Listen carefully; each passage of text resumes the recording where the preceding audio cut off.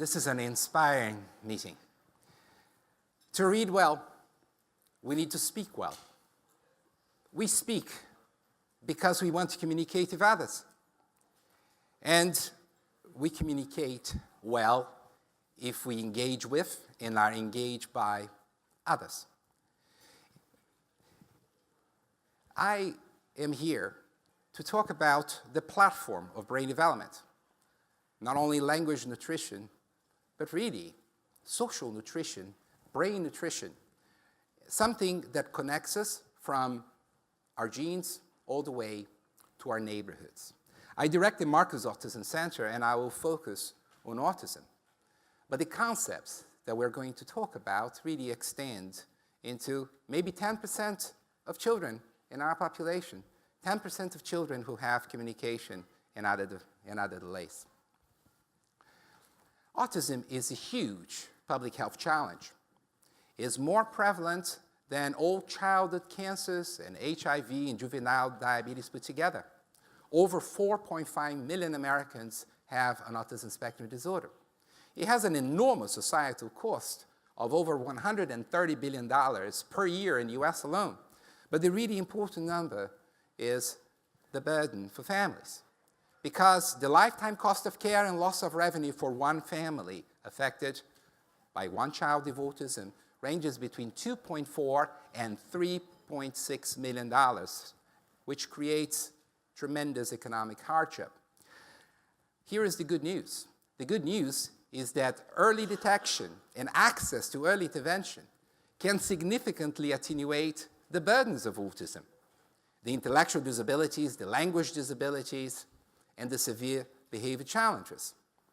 However, even though the American Academy of Pediatrics has recommended universal screening of children in the second year of life, the median age of diagnosis in this country still hovers around the age of 5 years, which is well past that window of opportunity that we have. The greatest transformation in brain happens in the first 2 years of life for our entire lifetime. And only 8% of primary care centers in this country are screening for autism, and less than 20% of children who receive special education services during their school years are identified before the age of 3 years. We need to understand that there are no determinisms in many of the neurodevelopmental disorders that we deal with. Autism is the most strongly genetic of all neurodevelopmental disorders. If I have a child with autism and my wife is pregnant, 1 in every 5 of those younger siblings are going to have autism. And another 1 in 5 will have something that is similar to autism and that creates vulnerabilities for the duration of the child's development.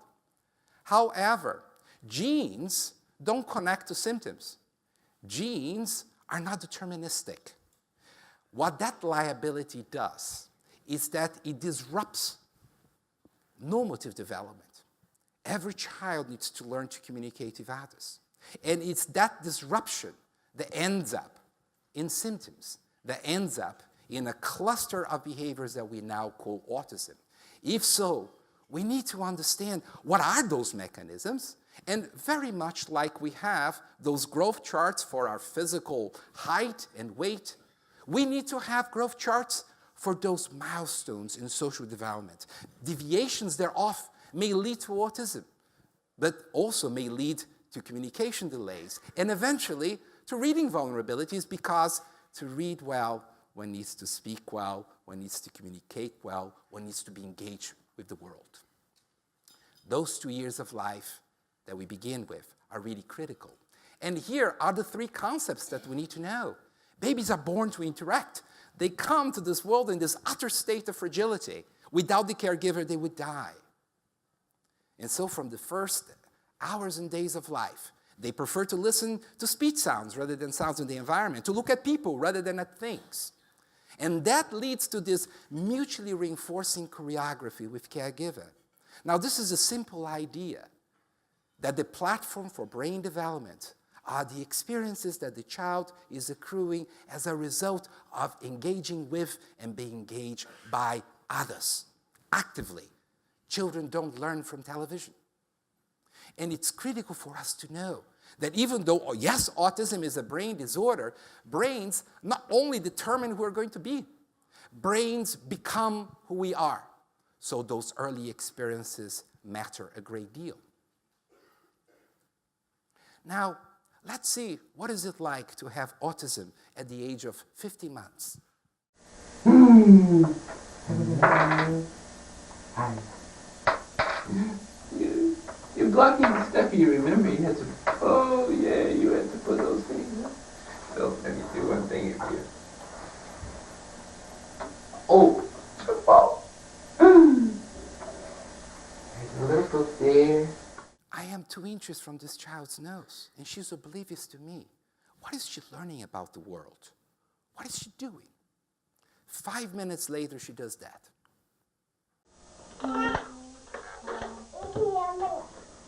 Haley, up. Haley, up. She couldn't see me 2 inches from her nose, but she could see an M&M about 5 feet away. This is a complex world with lots of distractions. It's a world of people and a world of things. This girl is paying attention to the world of things. She will not learn language from that world. That's why we need to actively engage them. Now, can we measure that? Can we have a sense of how to identify children early on? So we have, for many years, developed the kinds of technologies that allows us to quantify, to measure the way that children are engaged with others 120 times per second. So we have a clear sense. And this is a 5-month little boy who is looking at the most important thing in his life, and that is the caregiver. And as the baby is doing that, we know exactly what is entraining him, and those hot spots of socialization are going to be critical in channeling brain development.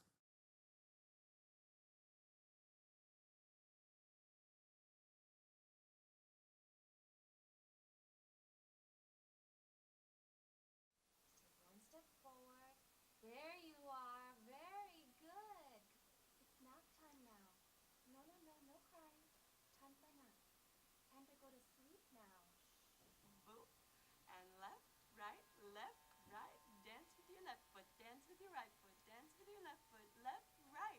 Woo! That's great! No, baby, you can't have that fork. No, that fork is very sharp. Ouch, that's bad. You can't play with the fork. But you can play with your blocks. Do you want to play with your blocks? You can't.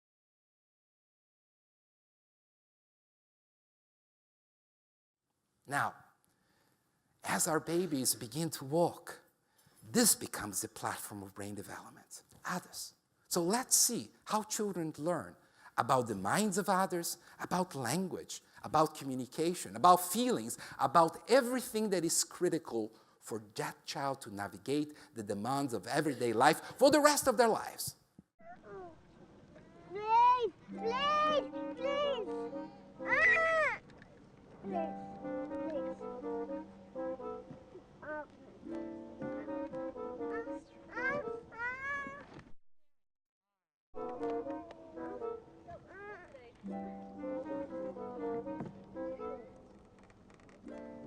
It's hard to take turns.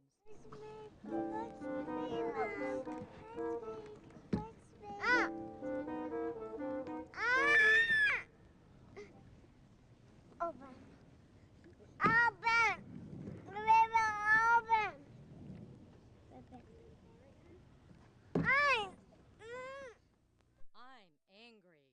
Me too. We are both angry. Sit. Thank you. It's hard to share. When we share, kids are happy.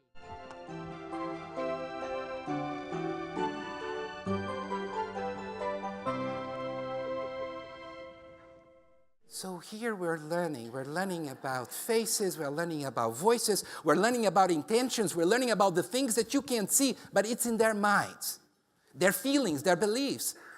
How do we deal with others? I remember an experience when I coordinated an early Head Start program a long time ago, when this little 2-year-old would come, and as soon as a teacher would try to approach him, he would actually smack them. And what he was trying to do, he was trying to avoid the possibility that he engaged in a relationship. Because every time that he had engaged in a relationship before, he had suffered. Either he or his mother.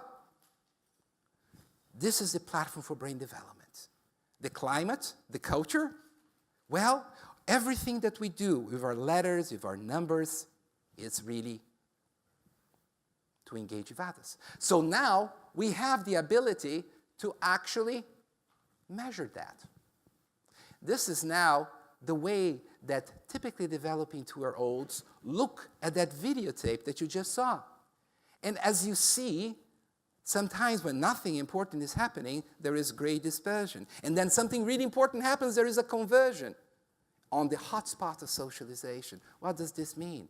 These are entrainment, these are enculturation moments as those children are interacting with others.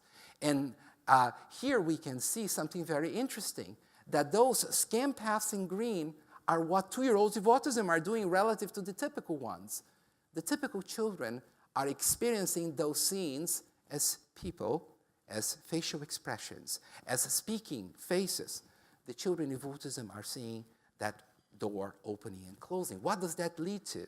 Well, there are tens and tens and tens of those moments in which our children with autism are diverging from the very experiences that are shaping the brains of children who have typical development. And as we move into this and we create those highly quantitative measures of social engagement, what we end up is with this, that during those 4 minutes, that experiment was predicting not how much autism there was in their child at the same time that they completed the experiment, but 1.5 years later, how autistic they became. That's the power of social engagement. That's the power of early experiences. Now, they are not only diverging from the typical children as they're watching my video, they are actually diverging every second of their waking lives. And their brains are being taken in one direction. And we need to engineer a way back into normative, active, reciprocal social engagement. Now, our early intervention services, when they have access to our children, they don't have many hours. Now, if we actually depended on an expert clinician to treat every child, well, this wouldn't happen. 1 hour a week when our children are diverging every second of their waking life. So here is the model. If social engagement is the platform for brain development, we need to engineer that engagement in such a way that our children, the children with autism who have a biological vulnerability, or many of our other children who have a man-made vulnerability because they grow up in very difficult circumstances, that they are engaged with others. We need our primary care physicians in order to identify those vulnerabilities. We need the family to be engaged in engaging their children. And we need the early intervention providers who are the experts, who can provide the families with those pieces that will engineer that active engagement. Well, there's something very special happening in Georgia. We have the right leadership at the state level. We have the academic agencies. We have an alliance of folks who are committed to making children read, to make children engage with others. So the promise, our collective promise, really, is to change the narrative of autism from one of disability to one of diversity, of learning differences. And that extends from those with autism to all of those children who begin life vulnerable, but depending on our collective responsibility here, will fulfill their promise if we engage them early on. Thank you very much.